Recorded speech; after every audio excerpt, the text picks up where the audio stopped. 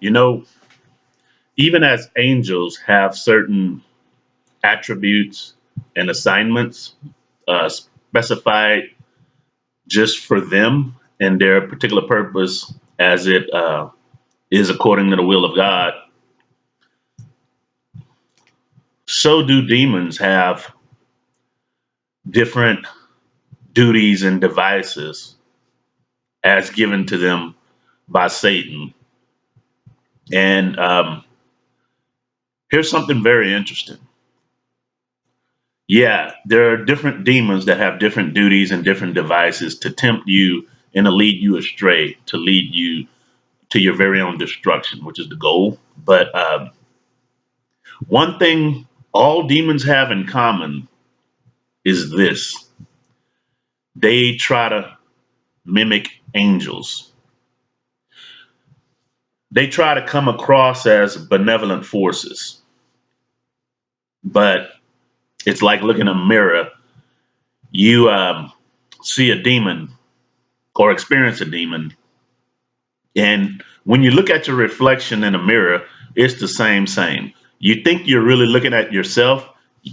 Oftentimes, when you're looking at a mirror, you forget about the fact that it's a reflection and it's reflecting everything backwards.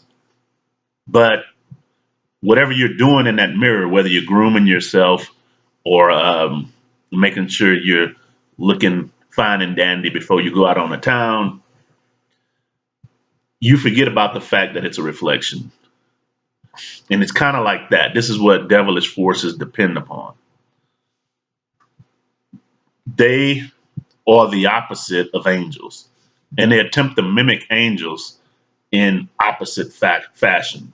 So they appear like a reflection. They appear to be real as far as having your best interest in mind, but they are out there to destroy you. And that's the difference between angels and demons. Angels are not trying to portray themselves or copycat demons. It's the other way around.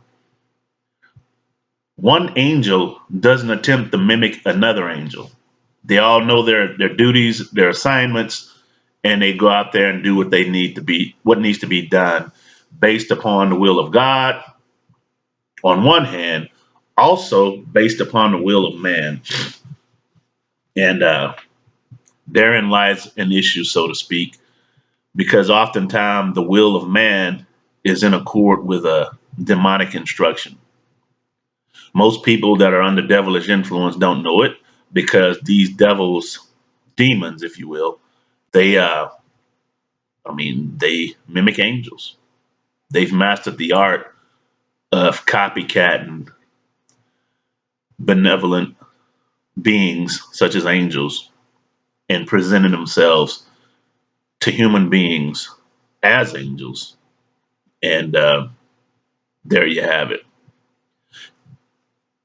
And this is why so many people have been led astray.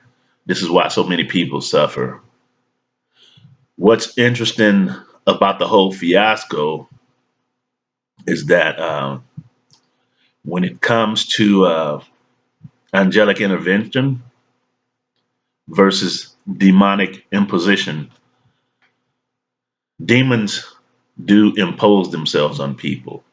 They come and make themselves known. They perpetrate as angels, whereas they're reflections. Demons are shadow creatures. They're like shadow essences of angel forces. I know that sounds weirdly creepy, but it is what it is. And demons make themselves known. Angels cannot impose themselves. They cannot impose themselves upon your life.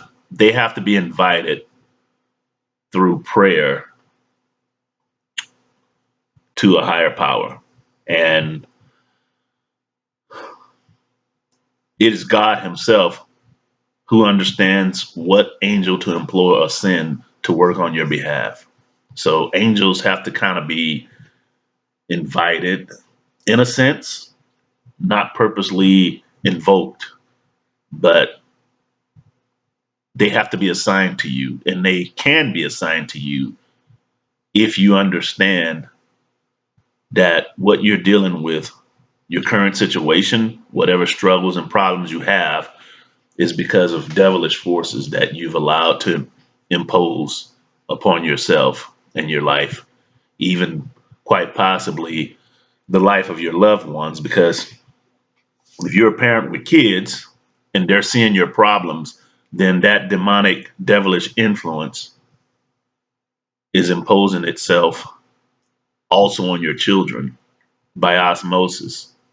They could grow up and develop the same issues or even worse that you have. But we already know that. You know that. Um, but first things first, you can understand how to release these shadow creatures from your life. You can release demonic forces by first seeing that your problems or any kind of suffering you're dealing with, issues, are a result or a manifestation of demonic imposition. I won't necessarily say possession. Demons do vex the mind constantly of most people, but they don't necessarily possess the mind of most people. There's a difference between mental vexation and mental possession. So if demons had that kind of power to possess everybody that they vex, we'd be screwed. I mean, this world would already be a done deal. But praise the Lord that they don't. Anyway, see your problem, any issue that you may have, as a vexation of demonic influence. And no matter what it is, I mean, if somebody's coming to you creating problems, or even if you have an impulse to go out and fight with the world or make problems for other people, consider that as a demonic vexation. Not possession necessarily, but a vexation, and begin to consider that. See it for what it is. Become conscious of that, and that's all you need to do.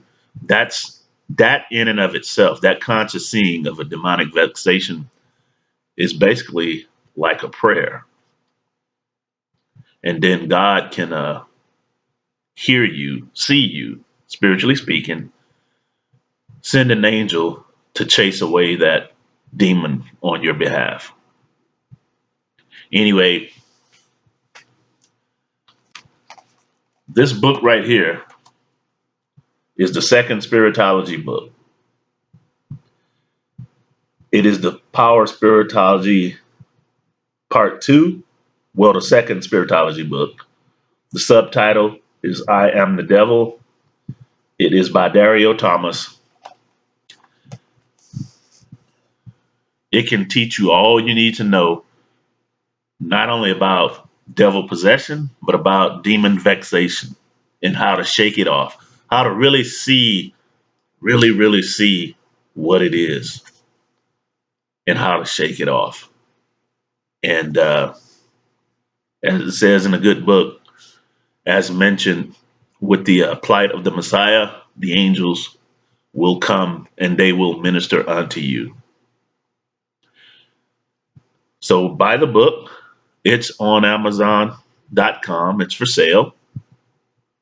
Subscribe to the Spiritology television network for more informational videos spiritually designed to enhance your spiritual power and mental prowess. Thank you for listening. God bless.